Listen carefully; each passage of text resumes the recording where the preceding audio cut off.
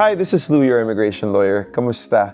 So, today we're going to look at websites again. Immigration websites, Service Canada websites, Statistics Canada.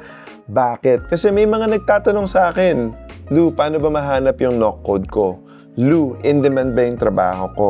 Well, ang totoo niyan, lahat ng datos na yan, being Canada, Canada is Canada yung nga sabi nila, pwede mong hanapin yung information on government websites. So there are two places that we will look at. Number one is Find My NOC, which is basically, as the name implies, dun yung mahahanap yung NOC code ninyo. And NOC stands for National Occupations Classification. So ito yung code for your occupation.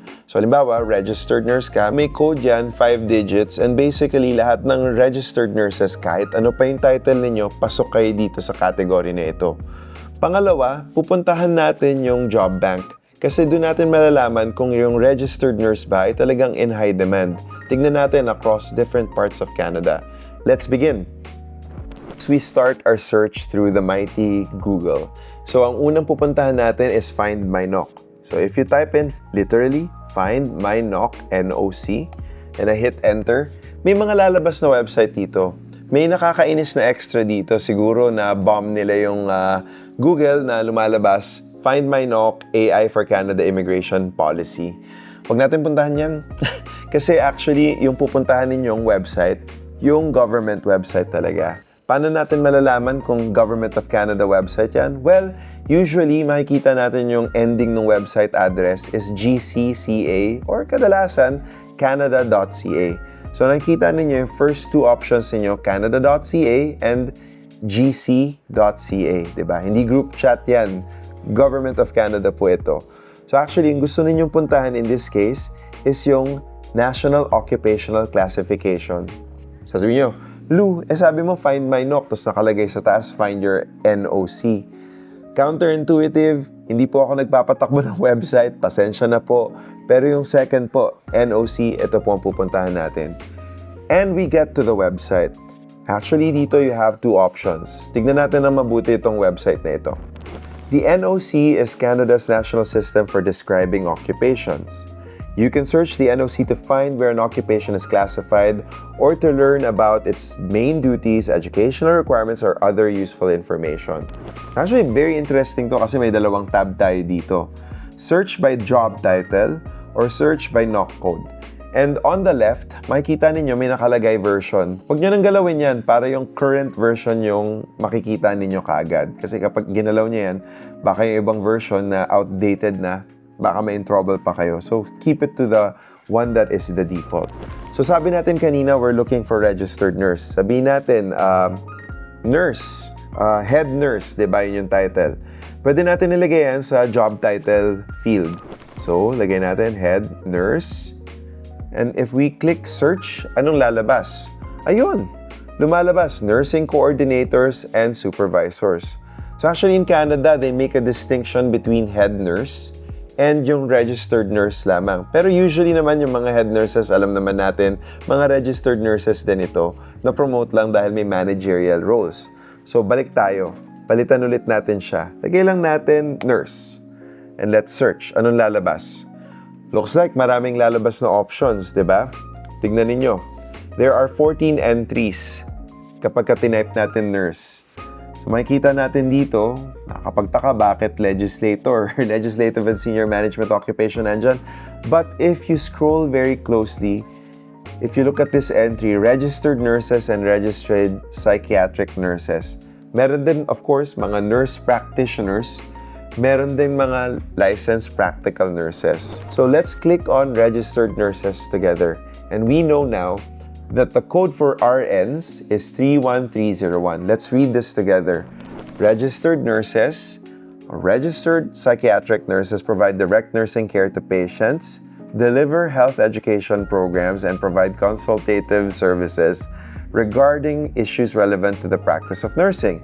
They are employed in a variety of settings, including hospitals, nursing homes, extended care facilities, rehabilitation centers, doctors' offices, clinics, community agencies, companies, private homes, and public and private organizations, or they may be self-employed.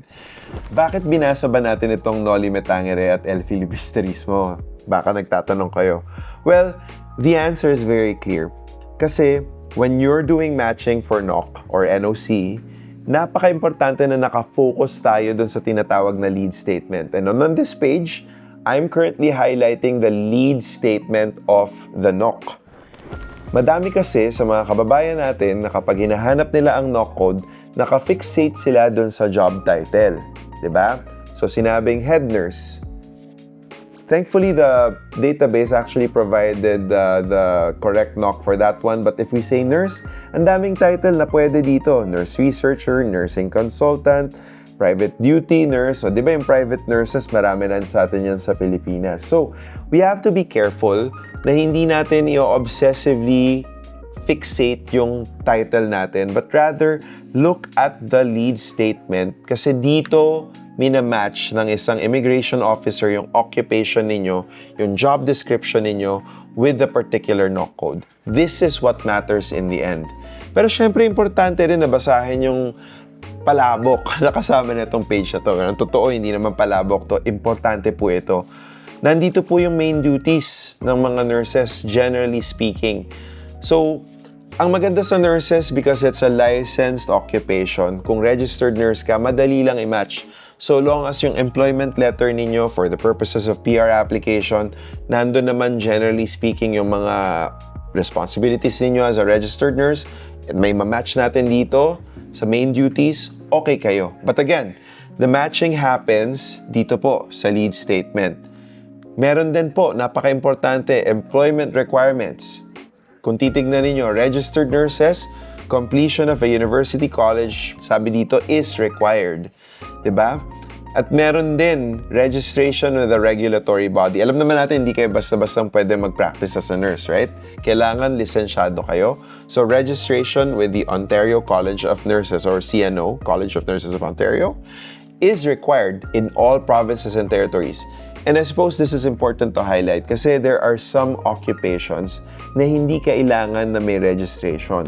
For example, in one case, in the healthcare, floor installer, in certain provinces, kailangan may mga certifications and licensing na required. But in other provinces, like in the province of Ontario where we currently are, well, hindi siya required. Actually, may be required lang. Pero yung pagpapasya niyan ay nakasalalay na sa employer ninyo, hindi sa estado or sa probinsya. Meron ding additional information dito. Kung kailangan, basahin. Pero for nurses, it's relatively straightforward. So ito, alam na natin kung ano yung NOC code nitong registered nurses. Tandaan po natin yan. Let's take a mental note of 31301.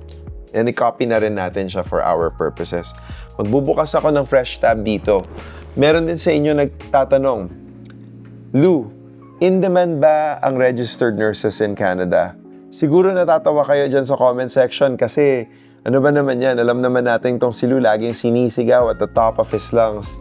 Nurses are in high demand in Canada at all times, basically. Well, hypothetical scenario lang naman tayo. So, let's have a look. In demand nga ba ang registered nurses? How do we find this? Sabi ko nga kanina, ang Government of Canada, they maintain websites that have information about the job market in Canada. So, where do we go? Well, we go to Job Bank. It's one word, guys. Job Bank. So, we hit enter. We look for it.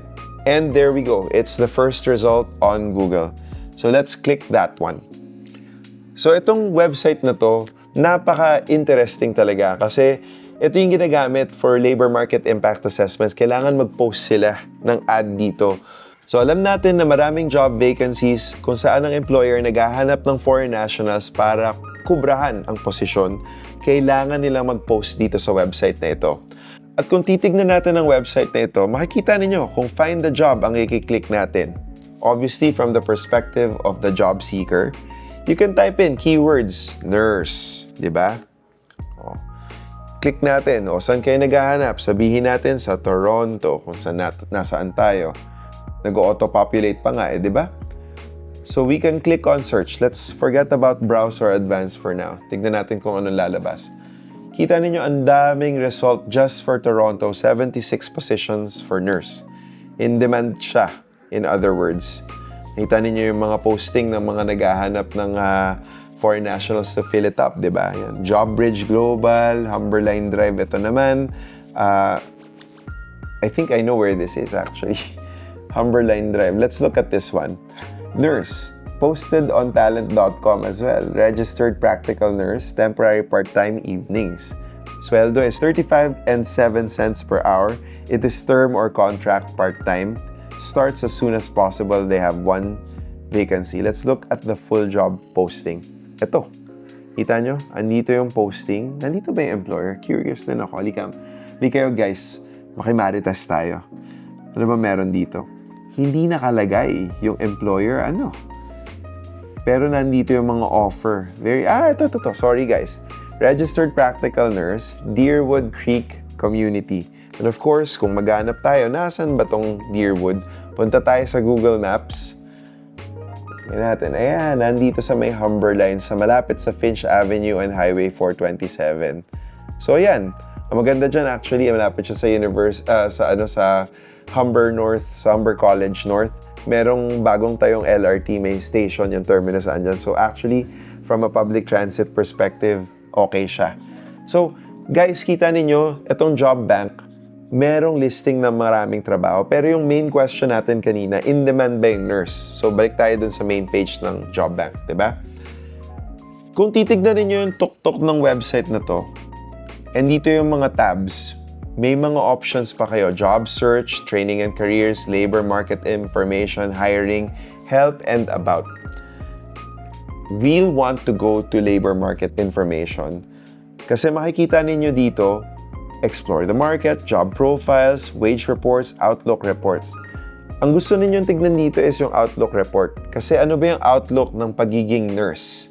So, pinakamaganda dito, lagay nyo sa job title, i-select nyo yung job, So, may dalawang options kayo dito sa drop-down menu. Job title or city or postal code. So, of course, in our case, we want to search for nurses. So, we select job title. And here, we can type in the title of nurse. Diba? 31301. So, we click that and we hit search. Anong lalabas? Ito. All regions in Canada. Hindi pa siya narrowed down, diba? And may legend siya. Undetermined, very limited, limited, moderate, good, very good. This is taken from the perspective of the employee. Kung ikaw, job seeker, very good ba yung prospects, you'll get 5 stars on the listing. So, ibig sabihin, mataas ang demand for that. 1 star, very limited opportunities for you as a job seeker. Diba? So, naka-narrow down na siya sa mga provinces. Actually, you can just do your magic control F. We were saying Toronto kanina, diba? So, we type in Toronto. Ayan, may region of Toronto, nakalagay, very good. 5 stars. Actually, kung titignan natin to isa-isa from the top. Very good, very good, very good. Diba? Halos lahat very good, sa totoo lang. Across Canada. May mga mangilan-ngilan lang, for example, na hindi ganun kataas ang demand. For example, sa capital region ng Quebec, sa Quebec City, you have 3 stars. Diba? For example, in Quebec talaga, very matamlay or matumal or shall we say, lukewarm yung demand for nurses. But in Ontario, ayan na naman, 5 stars na naman tayo. Manitoba, generally 4 stars. Saskatchewan, ganyan. Pero ito nga guys, kung babalik tayo sa Toronto region, napaka-interesting nito kasi kung clinic natin yung Toronto, kung nasan nga tayo, mababasa natin yung report. Diba? Current and future job prospects. Recent trends from the past 3 years. Pero kasi, guys, even if it's just the last 3 years, meron tayong idea where the market is going. So this gives us an indication of where the job demand is. So napaka-importante na i-maximize natin itong mga tools available online to us. So tingnan niyo, sabi dito may labor shortage for nurses in the Toronto region. Kung kaya nga, very good ang job outlook in the next 3 years. Source, of course, is StatsCan, pati na rin ang Service Canada. Official government websites. Dalawang official websites na nakita natin. Find My Knock, Job Bank. Madaming marites online. Be careful out there. Ang daming mga so-called immigration experts in the form of influencers na hindi naman lisensyado. Mag-ingat tayo kung saan tayo kukuha ng advice. Itong mga websites na ito, tools that the Government of Canada, they're providing it for free, walang charge. You You can even create an account on JobBank to put in your applications for those positions. And because of the tightening of LMIA rules, nahihirapan ngayon ng mga employers to employ foreign nationals unless nandito na sila. Or yun nga, they're forced to look at Canadian citizens and permanent residents first. But these websites, they allow you to actually get ahead. Papasok kayo dun sa laban, meron kayong information. And in this channel, we've been saying, information is key. Knowledge is power. Maging mapanuri tayo, gamitin natin yung mga tools na binibigay sa atin for free ng Government of Canada. I'm sure you found this video useful. I'm sure marami kayong mga friends and family who would benefit from this video. So I'm asking you to share this video with them, put it on your socials. I-like ninyo yung video para matulungan natin itong video na to in the algorithm war. Please subscribe to the channel. We are building a community. Pataas na ang ating subscribers. Marami tayong mga questions na nakukuha sa mga viewers na kagaya ninyo. And we love engaging with you. Again, this is Lou, your immigration lawyer, and I will see you in the next video. Take care.